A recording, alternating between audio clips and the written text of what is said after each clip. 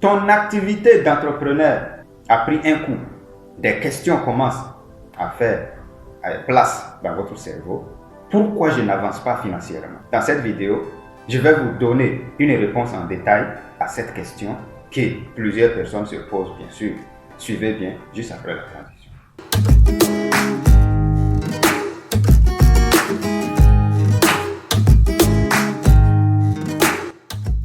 Alors, chaque début d'année, tu fais des promesses que tu n'as jamais tenues. Faute de détermination, faute de rigueur, faute de concentration. Tu cherches peut-être la facilité, qui sait? Ou peut-être que tu te laisses envahir, certainement par des tas d'excuses ridicules du genre « je manque du temps ». Plusieurs personnes disent ça. Où est-ce que tu vas aller chercher le temps? Tout en sachant que le temps ne nous attend pas. Alors, qui a le temps et qui attend le temps perd son temps. Tu as bien sûr le temps, mais tu ne sais pas profiter du temps. Alors tu vas dire « je n'ai pas le temps ». Ce n'est pas une excuse. Soit vous dites « je manque du temps » et vous vous asseyez, vous procrastinez. Quand je dis que la procrastination, ça tue. C'est un poison qui tue à petit feu. Et quand ça va finir de vous ronger, il y aura un moment donné où vous allez devenir aigri avec les autres. Pour vous, en ce moment, l'enfer, c'est les autres.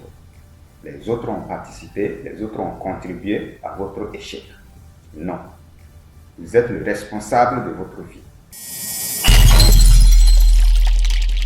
Alors, après le temps, vous allez encore vous donner une autre excuse. Même si je commence, ça ne va jamais marcher. Ça n'aboutira jamais. Eh bien, je vais vous dire pourquoi. Tout simplement parce que tu t'es fait entourer, bien sûr, par des mauvais conseillers. Ils vont vous bourrer le cerveau avec des pensées négatives sur ton plan. Ton plan que tu viens de tracer, les gens vont toujours trouver des moyens pour te donner des pensées négatives. Parce qu'ils veulent que tu les ressembles. Ils veulent que tu sois au même niveau que eux. Et au pire des cas, que tu sois inférieur à eux de façon financière. Donc, si vous êtes moralement faible, tomberez dans leur piège et vous deviendrez exactement comme eux. Est-ce que vous savez pourquoi certaines personnes gagnent des millions au loto et quelques années après, ils redeviennent plus pauvres qu'avant? Je vais t'expliquer ça aujourd'hui. Et en expliquant, je te donne quelques conseils. Et à travers ces conseils, tu vas comprendre pourquoi. Il faut toujours prendre le soin d'analyser les critiques d'autrui avant de prendre une quelconque décision. Tu as fait ton plan business, tu soumets à quelqu'un de te donner des conseils, la personne te donne ses conseils, il faut prendre le soin d'analyser ces conseils avant de prendre une quelconque décision. Ne laisse jamais ta dernière mauvaise décision prendre le dessus. Tu dois toujours tracer un plan financier et conserver soigneusement quelque part. Là, le jour où il y aura un événement heureux, tu sais déjà où investir cet argent. Et pour cela, il va falloir vous éduquer financièrement. Faire une éducation financière est très importante ici.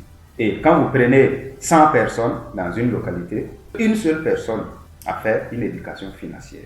Et c'est ce qui est dommage chez nous en Afrique. Nous ignorons toujours de nous former et nous investissons toujours aveuglément dans ce que nous faisons. Et après, on se retrouve à la ruine et nous allons commencer à accuser les voisins du quartier, les parents du village. Nous allons commencer à accuser autrui. Pourtant, nous ne savons pas que c'est nous-mêmes qui sommes à l'origine de notre propre échec. Formons-nous, approchons les personnes qui sont capables de nous former et de nous donner une idée sur le leadership, de nous donner des idées sur le financement, surtout l'éducation financière, comment gérer son argent.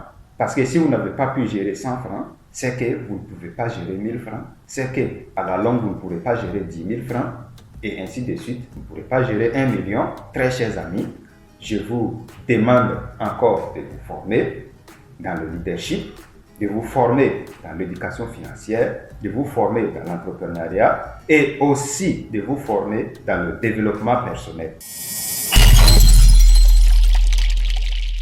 Dans tous les domaines, il y a la concurrence. Seuls ceux qui arrivent à innover vont pouvoir avoir les meilleurs résultats. Les amis, n'hésitez plus.